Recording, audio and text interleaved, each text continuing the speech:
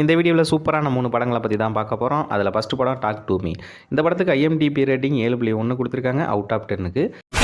Go for more than 90 seconds. Am I clear? What happens after 90 seconds? Put your hand on it. Now say, talk to me. இது எந்த OTT தளத்தில் இருக்குது அப்படின்னு பார்த்தோம்னா நெட்ஃப்ளிக்ஸில் தமிழ் டஃப்பில் அவைலபிளாக இருக்குது. நீங்கள் தாராளமாக ட்ரை பண்ணி பார்க்கலாம். இந்த படத்தோட ஸ்டோரி என்னன்னு பார்ப்போம்.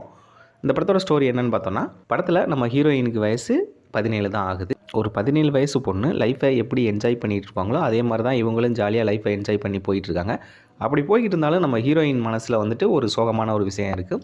அது என்னன்னு பார்த்தோம்னா, நம்ம ஹீரோயினோட அம்மா 2 வருஷத்துக்கு முன்னாடி சூசைட் பண்ணி இறந்து போயிருப்பாங்க. அதனால் வந்துட்டு இவங்க கொஞ்சம் சோகமாக தான் இருப்பாங்க. அப்பா இருப்பார், ஆனால் பெரிய லெவலில் வந்துட்டு பேச்சுவார்த்தை கிடையாது. எப்போவாச்சும் ஃபோன் பண்ணி பேசுகிறது, அந்த மாதிரி நேரில் எப்போச்சும் ஒரு டைம் வந்து பார்க்குறது, அது மாதிரி கொஞ்சம் டச் இல்லாமல் தான் இருக்கார். ஆனால் நம்ம ஹீரோயினுக்கு வந்துட்டு ஒரு ஃப்ரெண்டு இருக்கா, அவளுக்கு ஒரு தம்பி. இவங்க 3 பேருமே ஒரு பார்ட்டி ஒன்று அட்டன் பண்ணுறதுக்காக போகிறாங்க.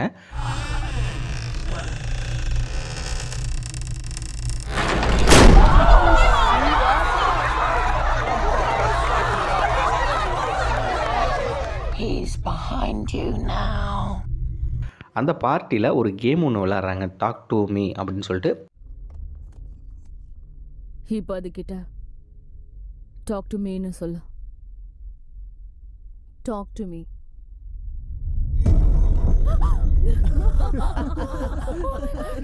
அந்த கேம் விளாண்டதுக்கப்புறம் நம்ம ஹீரோயினோட வாழ்க்கை தலைகீழாக மாறிடும். அது பல பிரச்சனைகளை கொண்டு வந்து சேர்த்துரும். அதிலேருந்து எப்படி வெளியில் வந்தாங்களா இல்லையா அப்படிங்கிற மாதிரி தான் படம் போகும். படம் ஸ்டார்டிங்லேருந்து எண்டிங் வரையும் பரபரப்பாக தான் போகும். ஆனால் கிளைமேக்ஸ் மட்டும் கொஞ்சம் இழுக்கிறாப்பில் இருக்கும். மற்றபடி படம் நல்லா தான் இருக்குது. நீங்கள் தாராளமாக ட்ரை பண்ணி பார்க்கலாம். 2வது படம் வெர்டிகல் லிமிட். இந்த படம் 2000 தான் ரிலீஸ் ஆகிருக்கு. இதுக்கு IMDb ரேட்டிங் 10க்கு 6 கொடுத்துருக்காங்க.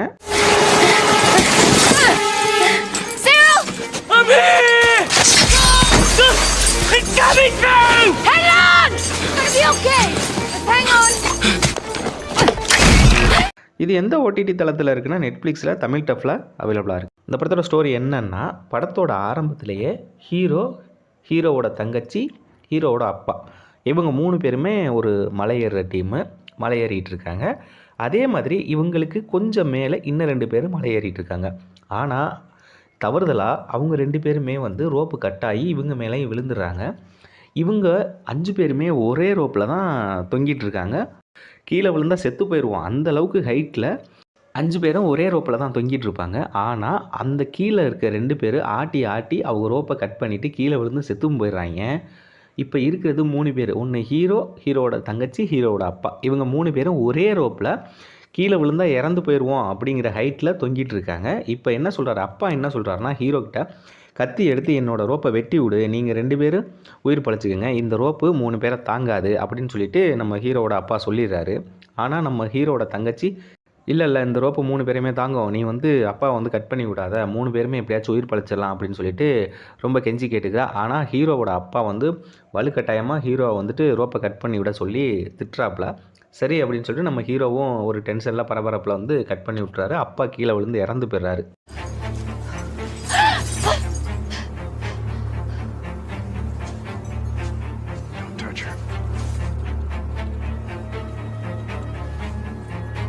இதோட நம்ம ஹீரோ வந்து மலையேறதே விட்டுறாப்புல. ஆனால் நம்ம ஹீரோவோட தங்கச்சி வந்துட்டு மலையேறதை விரலை ஒரு மிகப்பெரிய எவரெஸ்ட்டுக்கு ஈக்குவலான K2 அப்படிங்கிற ஒரு மலை பிரதேசத்தில் வந்துட்டு ஏறணும் அப்படின்னு சொல்லிட்டு ஒரு டீமை ரெடி பண்ணி அங்கே போகிறாங்க. யதார்த்தமாக நம்ம ஹீரோவும் அங்கே போயிடுறாரு. ஆனால் நம்ம ஹீரோ போயிட்டு நீ மலை ஏற வேணாம் அப்படின்னு சொல்கிற மாதிரி சொல்கிறாரு. ஆனால் அவங்க கேட்கல, அவங்க மலையும் ஏறிடுறாங்க. அங்கே மலை ஏறின இடத்துல பெரிய பிரச்சனைகளை மாட்டிக்கிறாங்க. அதுக்கப்புறம் நம்ம ஹீரோ போயிட்டு தங்கச்சியை காப்பாற்றினாரா இல்லையா அப்படிங்கிற மாதிரி தான் படம் மூவ் ஆகும். படம் உண்மையிலே நல்ல படம் தான், ஆனால் கொஞ்சம் ஸ்லோவாக போகிற மாதிரி தான் இருக்கும். படம் ஸ்டார்டிங்லேருந்து ஃபஸ்ட் ஹாப்லாம் நல்லா தான் போகும், செகண்ட் ஹாப் மட்டும் கொஞ்சம் ஸ்லோவாக போகும். கிளைமேக்ஸ் கொஞ்சம் இழுக்கிறாப்பில் தான் இருக்கும். மற்றபடி படம் தாராளமாக பார்க்கலாம், நீங்கள் ட்ரை பண்ணி பாருங்கள். 3வது படம் பீலே. இந்த படம் 2016 தான் ரிலீஸ் ஆகிருக்கு. இதுக்கு IMDb ரேட்டிங் 7.1 கொடுத்துருக்காங்க அவுட் ஆஃப் 10க்கு.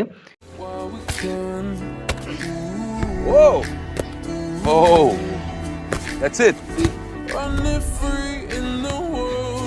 இது எந்த OTT தளத்தில் இருக்குது அப்படின்னு பார்த்தோம்னா பிரைம் வீடியோவில் தமிழ் டஃப்பில் அவைலபிளாக இருக்குது. நீங்கள் தாராளமாக ட்ரை பண்ணி பார்க்கலாம். இந்த படத்தோட ஸ்டோரி என்னென்னா, படத்தோட ஆரம்பத்திலே நம்ம ஹீரோ ஒரு சின்ன வயசு பையனாக தான் காமிக்கப்படுறாங்க. ரொம்ப அடிமட்டத்தில் இருக்கிற ஒரு பசங்க versus the shoeless ones, led by Captain Billy.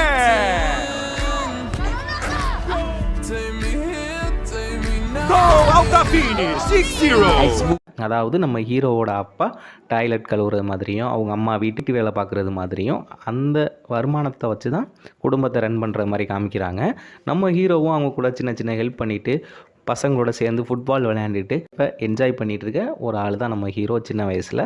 ஆனால் நம்ம ஹீரோவோட அப்பா வந்துட்டு ஃபுட்பால் பிளேயர் தான், நல்லா ஒரு ஃபுட்பால் விளையாடக்கூடிய ஆள். முட்டியில் அடிபட்டதுனால அவர்னால் மேற்கொண்டு எதுவும் விளையாட முடியாமல் போயிடுது. அதனால் வந்து நம்ம ஹீரோவுக்கு வந்துட்டு அவங்க அப்பாவை பார்த்துட்டு ரொம்ப ஒரு மாதிரி வருத்தமாயிருது. என்ன அப்பா வந்து ஒரு ஃபுட்பால் பிளேயராக இருந்துட்டு இப்படி வந்து டாய்லெட் கழுவிட்டு இது மாதிரி நம்ம குடும்பம் போயிடுச்சு அப்படின்னு சொல்லிட்டு, கண்டிப்பாக நான் உங்களுக்கு வந்துட்டு வேர்ல்டு கப்பு வின் பண்ணி கொடுப்பேன்ப்பா அப்படின்னு சொல்லிட்டு சின்ன வயசில் சொல்லுவாப்பில். வந்துட்டு வேர்ல்டு கப்பு வாங்கி அவங்க அப்பாவோட கனவை நிறைவேற்றினாரா இல்லையா அப்படிங்கிற மாதிரி தான் படம் மூவகம். படம் செமையாக இருக்குது. கண்டிப்பாக ஸ்டார்டிங்லேருந்து எண்டிங் வரையும் போர் அடிக்கலை. நல்லா பரபரப்பாக தான் போகுது. நீங்கள் தாராளமாக ட்ரை பண்ணி பார்க்கலாம்.